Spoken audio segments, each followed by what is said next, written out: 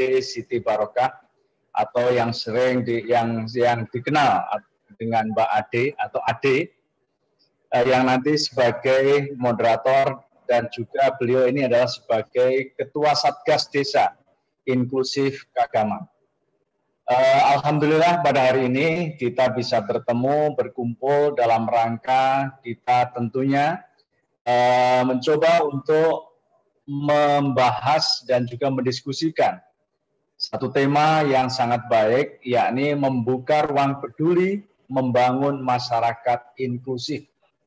Saya rasa keperpihakan atau katakanlah apa yang dilakukan Kagama ini sudah sangat erat sekali dengan upaya-upaya untuk mendorong inklusivitas, artinya untuk mendorong bagaimana dalam setiap akses publik semua orang ini memiliki kesempatan yang sama. Beberapa waktu yang lalu ini kita buktikan, kita mulai dari apa yang kita lakukan pada level desa. Pada level desa, Kagama beserta kerjasama dengan Kementerian Desa, PDT dan Transmigrasi, serta Universitas Gadjah Mada, kita sudah menandatangani adanya satu pilot project untuk pengembangan desa-desa inklusif di Indonesia.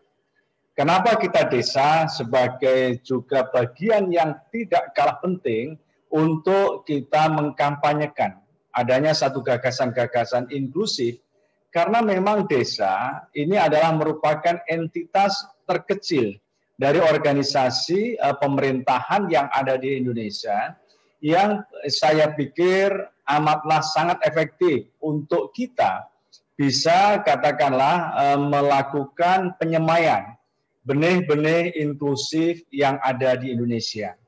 Dan alhamdulillah gerakan tersebut kemudian diikuti dengan upaya kita untuk mengembangkan pilot-pilot project desa-desa inklusif yang ada di beberapa tempat di Indonesia. Jadi Bapak-Ibu sekalian, itu adalah langkah pertama dari Universitas Gadjah Mada, Kagama, untuk kita mengembangkan tadi adalah bagaimana inklusivitas itu bisa kita semaikan, sehingga mudah-mudahan bisa tumbuh, subur, dan berkembang. Jadi Bapak-Ibu sekalian, terkait dengan inklusif, saya rasa memang kita ini ada beberapa informasi yang menurut saya ini sangat bisa kita jadikan sebagai katakanlah kondisi potret terkait dengan disabilitas. Yang pertama adalah kalau kita lihat, yakni adalah disabilitas yang ada di Indonesia, terutama adalah di desa. Ini cukup banyak sekali. Yakni adalah totalnya 849.627 penyandang disabilitas. Nah, dalam hal ini kalau kita lihat dari sisi sebaran, tentunya memang ini banyak sekali ya, tentunya hampir sama dengan yang namanya sebaran penduduk. Sehingga yang ada di Jawa dan di Sumatera ini adalah lebih besar dibanding dengan di daerah-daerah yang lain. Nah, sebetulnya ada data yang menurut saya ini juga sangat bisa kita jadikan sebagai sebuah langkah untuk kita melakukan intervensi apa yang tepat, terutama untuk istilahnya tadi mengoptimalkan tenaga-tenaga disabilitas dalam pembangunan nasional. Kami memiliki data yang ini menurut saya ini data yang dan ini menjadi data bagi Kementerian Ketenagakerjaan untuk melakukan intervensi terutama adalah bagi tenaga penyandang disabilitas. Jadi Bapak-Ibu sekalian, kalau kita lihat dari sisi tenaga kerja disabilitas berdasarkan sektor, ini yang paling besar, ini adalah mereka yang ada bergerak di sektor pertanian, kehutanan, dan perikanan. Ini adalah 44,82%. Sedangkan perdagangan, transportasi, akomodasi, ini adalah sebesar 38,09%. Kemudian pertambangan industri adalah 17,09%. Sedangkan kalau kita lihat, sebetulnya kalau dari sisi penduduk usia kerja, penyandang disabilitas jumlahnya adalah 20.728.227 orang, di mana perempuan lebih besar, yakni 11,5 juta, sedangkan laki-laki 9,4 juta. Adapun yang masuk di dalam angkatan kerja, ini adalah 9.513.825 orang. Yang laki-laki 5,69 juta, sedangkan perempuan adalah 3,8 juta. Data ini menurut saya adalah menginformasikan sesuatu yang sangat penting. Bahwa ternyata kalau dari sisi jumlah yang disabilitas lebih besar pada laki-laki, tetapi yang bekerja, artinya mereka yang masuk di dalam angkatan kerja, jumlah laki-laki lebih besar daripada jumlah yang perempuan. Nah, oleh karena itu, dalam dalam hal ini, tentunya kita harus terus mengupayakan bagaimana seluruh akses pekerjaan ini betul-betul juga bisa diakses oleh siapapun, termasuk yang namanya adalah bagi penyandang disabilitas. Oleh karena itu, kebijakan yang dilakukan oleh pemerintah, terutama Kementerian Ketenagakerjaan, untuk tenaga kerja penyandang disabilitas itu ada 4. Yang pertama, kita adalah peningkatan kompetensi tenaga kerja penyandang disabilitas secara inklusif melalui pelatihan-pelatihan vokasi yang ada di Balai Latihan Kerja. Nah, ini jadi kita lihat bahwa memang kami salah satu hal yang memang mau tidak mau agar yang namanya semua orang termasuk penyandang disabilitas ini mampu untuk mendapatkan akses pekerjaan, tentunya mereka harus memiliki keterampilan. Untuk mendapatkan keterampilan, mereka tentunya harus mendapatkan bekal melalui pelatihan. Oleh karena itu, Kementerian Ketenagakerjaan atau pemerintah, kita memberikan akses, terutama adalah agar penyandang disabilitas mereka juga ikut atau bisa berperan di dalam pelatihan-pelatihan vokasi yang diselenggarakan di beberapa balai-balai latihan kerja. Yang kedua adalah mempermudah akses informasi pasar kerja bagi penyandang disabilitas melalui sistem ketenagakerjaan atau Sisnaker. Jadi dengan Sisnaker itu tentunya kita akan mendapatkan kira-kira akses kesempatan pekerjaan apa saja yang memang bisa diisi atau katakanlah penyandang disabilitas memiliki kesempatan untuk berkompetisi untuk mendapatkan pekerjaan tersebut. Kemudian yang ketiga, yakni mengikut sertakan penyandang disabilitas dalam program perluasan kesempatan kerja, dan tentunya kita adalah perlindungan hak-hak bagi tenaga kerja penyandang disabilitas.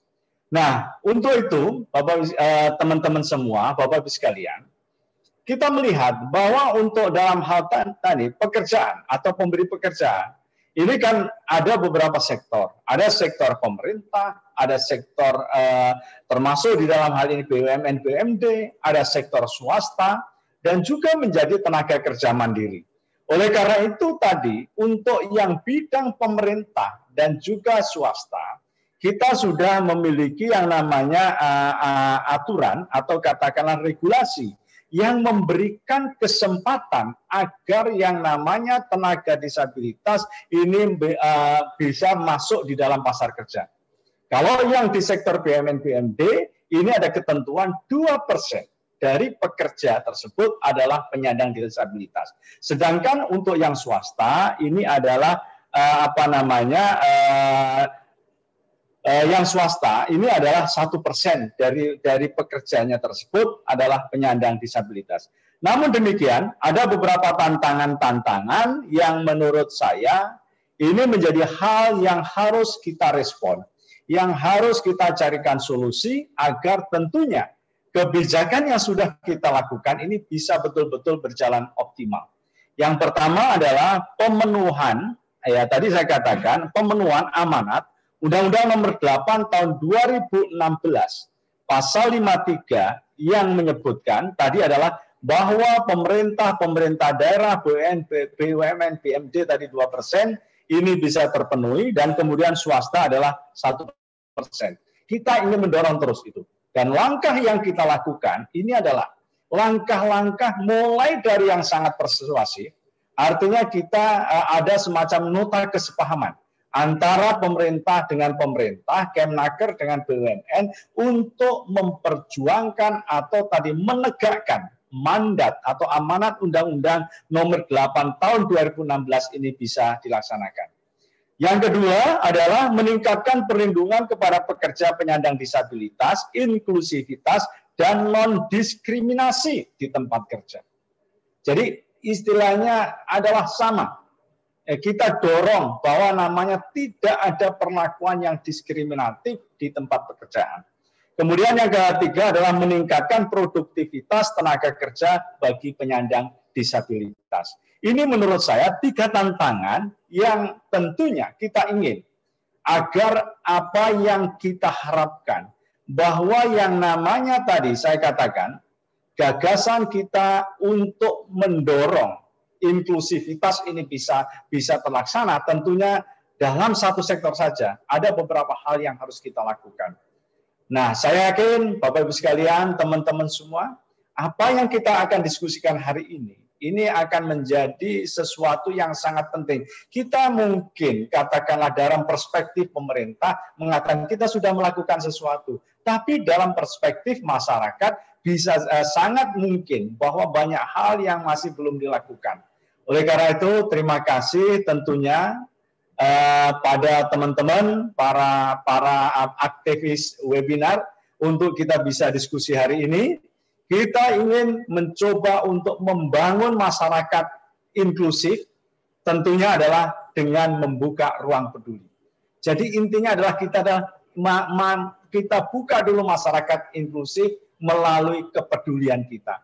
Kepedulian keagama, kepedulian kita bersama untuk menjadikan Indonesia betul-betul rumah yang nyaman bagi siapapun. Tidak ada semacam diskriminasi, tidak ada eksklusivitas akses. Semuanya mendapatkan kesempatan yang sama. Terima kasih kepada teman-teman, terima kasih kepada narasumber. Mudah-mudahan kita mendapatkan manfaat dari webinar kali ini. Dan tentunya selamat berdiskusi, selamat istilahnya mengolah gagasan. Saya yakin ini adalah sesuatu yang sangat bermanfaat. Terima kasih. Wallahu muwaffiq ila aqwamit thoriq. Wassalamualaikum warahmatullahi wabarakatuh.